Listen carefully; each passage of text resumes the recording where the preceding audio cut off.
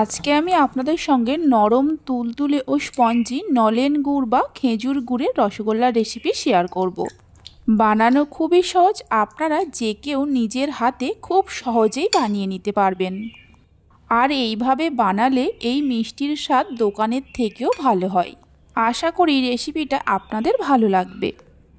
নমস্কার বন্ধুরা, রূপাস কিচেনে সবাইকে স্বাগতম। তাহলে চলুন দেখে নেওয়া যাক। শুরু থেকে শেষ পর্যন্ত দেখার জন্য আপনাদের কাছে অনুরোধ রইল। সবার প্রথমে ছানা কাটিয়ে নেব। এখানে আমি 1.5 লিটার দুধ নিয়েছি। গ্যাসের ফ্লেমটা হাইতে করে দুধটা ফোটা পর্যন্ত অপেক্ষা করব। দুধ যখনই ফুটে উঠবে গ্যাসের ফ্লেমটা বন্ধ করে দিয়ে 2-3 মিনিট রেখে দিয়ে দুধের অতিরিক্ত গরম ভাবটা কমিয়ে নেব। দুধের অতিরিক্ত গরম ভাবটা কমিয়ে নেওয়ার পর দুধের মধ্যে দিয়ে দেব ভিনিগার মেশানো জল। 6 চামচ ভিনিগার আর অল্প একটু জল আগেই মিশিয়ে রেখেছিলাম। ছানা কেটে যাওয়ার পর একটা ছাঁকনির মধ্যে সুতির কাপড় রেখে ছানাটাকে ছেঁকে নেব। 2-3 বার জল দিয়ে ভালো করে ধুয়ে নেব, ছানার মধ্যে কোনো রকম ভিনিগারের টক ভাব না থাকে। আমি ভিনিগার দিয়ে ছানা কাটিয়ে নিয়েছি। আপনারা চাইলে লেবুর রস বা টক দই দিয়েও কাটাতে পারেন। ছানা ধুয়ে নেওয়ার পর হালকা হাতে জল ঝরিয়ে নিতে হবে। খুব চেপে চেপে জল ঝরাতে যাবেন না, তাহলে ছানা শক্ত হয়ে যেতে পারে। জল ঝরিয়ে নেওয়ার পর এইভাবে 10 থেকে 15 মিনিট রেখে দেব। তাহলে ছানার মধ্যে যে অতিরিক্ত জলটা আছে বেরিয়ে যাবে। 15 মিনিট পর ছানাটা একটা থালার মধ্যে ঢেলে নেব। দেখুন ছানার মধ্যে আর একটুও জল নেই। এবার ছানাটাকে খুব ভালো করে মেখে নিতে হবে। যত ভালো করে মাখা হবে রসগোল্লাগুলো ততটাই নরম তুলতুলে হবে। মাখতে মাখতেই বুঝতে পারবেন ছানা একটা ডোতে পরিণত হয়ে যাবে।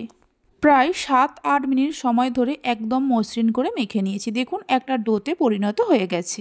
এবার এর মধ্যে দিয়ে দেব 1/2 চামচ ময়দা, 1/2 চামচ অ্যারারুট আর 1/2 চামচ চিনি। এই সব কিছু দিয়ে আবারও ছানাটাকে মিনিট 3-4 সময় ধরে মেখে নিতে হবে। তবে খুব বেশি ময়দা বা অ্যারারুটের ব্যবহার করবেন না। সব কিছু দিয়ে মেখে নেওয়ার পর ছানার এই ডো থেকে লেচি কেটে নেব। যেমন সাইজের মিষ্টিগুলো বানাবেন সেই মতো লেচি কেটে নেবেন। লেচিগুলো কেটে নেওয়ার পর একটা করে লেচি হাতের মধ্যে নিয়ে এইভাবে পাকিয়ে গোল বলের মতো করে তৈরি করে নিতে হবে। দেখুন ঠিক এই রকমভাবে প্রত্যেকটা ছানার বলগুলোকে তৈরি করে নেব। সবগুলো ছানার বলকে তৈরি করে নেওয়ার পর গ্যাসের ওপর একটা কড়া বসিয়ে কড়ার মধ্যে দিয়ে দেব 1 কাপ চিনি। যে কাপ মেপে চিনি নিয়েছি ওই কাপেরই 4 কাপ জল দিয়ে দেব। রসগোল্লা তৈরি করার জন্য রসটাকে একটু পাতলা করে তৈরি করতে হবে। যে কাপ মেপে জল আর চিনি নিয়েছি ওই কাপেরই 1 কাপ নলেন গুড় বা খেজুর গুড় দিয়ে দেব। গ্যাসের ফ্লেমটা হাইতে করে চিনিগুলো মেল্ট হওয়া পর্যন্ত অপেক্ষা করব। চিনিগুলো মেল্ট হয়ে যাওয়ার পর এই ফুটন্ত শিরার মধ্যে একটা একটা করে ছানার বল দিয়ে দেব। এই সময় গ্যাসের ফ্লেমটা হাইতে রাখতে হবে। ছানার বলগুলো দেওয়ার পর ঢাকা দিয়ে 10 থেকে 15 মিনিট সময় ধরে ফুটিয়ে নেব, গ্যাসের ফ্লেমটা হাইতে রেখে। 15 মিনিট ফুটিয়ে নেওয়ার পর ঢাকা খুলে দেখাচ্ছি। দেখুন রসগোল্লাগুলো সাইজে কতটা বড় হয়ে গেছে। এবার হালকা হাতে একটু নাড়াচাড়া করে দেব। গ্যাসের ফ্লেমটা মিডিয়ামে করে আবারও ঢাকা দিয়ে 10 থেকে 12 মিনিট সময় ধরে ফুটিয়ে নিতে হবে। এইভাবে একবার নলেন গুড়ের রসগোল্লার রেসিপিটা বাড়িতে বানিয়ে দেখতে পারেন। একবার বানালে বারবার বানানোর অনুরোধ আসবে। মিডিয়াম ফ্লেমে 12 মিনিট ফুটিয়ে নেওয়ার পর ঢাকা খুলে দেখাচ্ছি। দেখুন রসগোল্লাগুলো কত সুন্দর হয়েছে। নলেন গুড়ের স্পঞ্জি রসগোল্লা তৈরি হয়ে গেছে। একটা পাত্রের মধ্যে তুলে রাখবো। রেসিপি ভালো লেগে থাকলে অবশ্যই একটা লাইক করবেন, বন্ধুদের সঙ্গে শেয়ার করবেন।